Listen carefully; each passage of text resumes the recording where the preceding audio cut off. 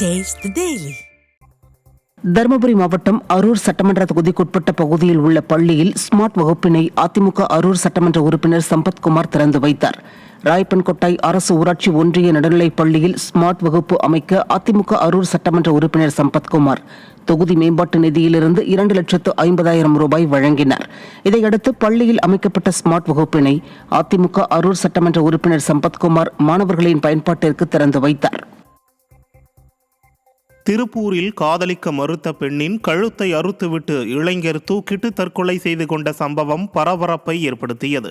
திருப்பூர் சத்யா காலனியைச் சேர்ந்த 23 வயதான ஸ்னேகாவும், கோவை தனியார் பொறியியல் கல்லூரியில் படிக்கும் திருவண்ணாமலையைச் சேர்ந்த 19 வயதான தீபக் என்ற இளைஞரும் இன்ஸ்டாகிராம் மூலம் அறிமுகமாகி பழகியுள்ளனர்.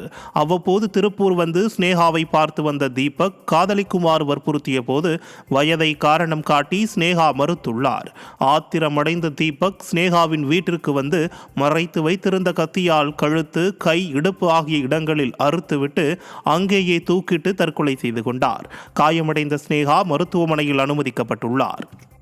திருவாரூர் நகராட்சியுடன் இளவங்கார்குடி ஊராட்சியை இணைப்பதை கண்டித்து 100க்கும் மேற்பட்டோர் கருப்பு பட்டை அணிந்து ஆர்ப்பாட்டம் செய்தனர். திருவாரூர் நகராட்சியுடன் இளவங்கார்குடி ஊராட்சியை இணைக்க தீய சக்தி திமுக அரசு முடிவு செய்துள்ளது.